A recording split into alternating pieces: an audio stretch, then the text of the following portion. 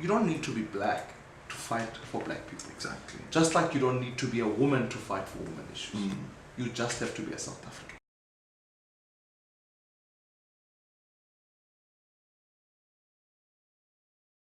So my project is to say, let's bring South Africans together who agree on those values, who also acknowledge that if you say the second value, which is fairness, and you agree that society is unfair on the basis of race, then that's a cause you must fight. And I think there's something about that that invites all of us, South Africans. And I think people have responded very positively to that. They've said, look, suddenly the question is framed differently. The question isn't, what about me and my race?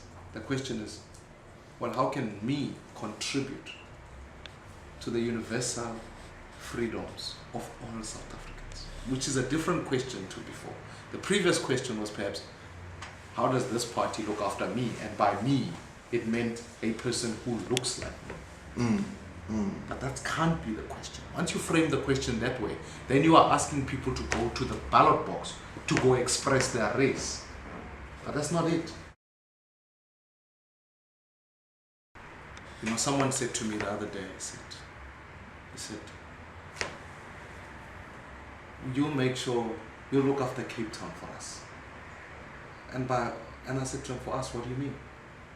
Because I'm not looking after Cape Town for you. I'm looking after Cape Town for South Africans. All South Africans.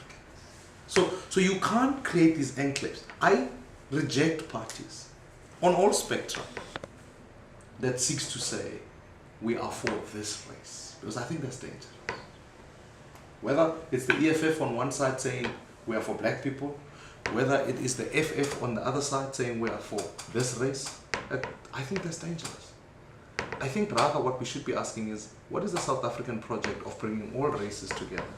And if we acknowledge who are the people who are left behind, let's work with those people.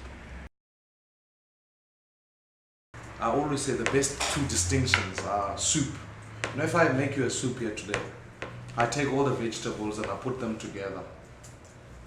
We stir them together. In fact, last night my wife made us soup at home. But I don't know what she put into the soup. So at the end of it, it just tasted as one thing. And I couldn't tell what vegetables she put in. I think there are other people who want non-racialism to be like that, to say, color must not matter. No, I am saying, my view of non-racialism is a fruit salad. I can see there are apples, I can see there are bananas, I can see there are oranges, but together they make a beautiful fruit salad. It's a maturation of Desmond Tutu's view of the rainbow nation. That yes, we can see all the different colors, but they merge together. It's a view that is expressed in our constitution that says we are united in our diversity.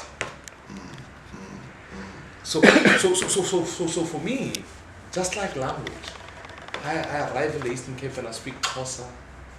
It doesn't mean those people are less or different, they just speak a different language. Just like when I arrive in another community and I meet white South Africans, it doesn't mean those people are less or different, they're just different.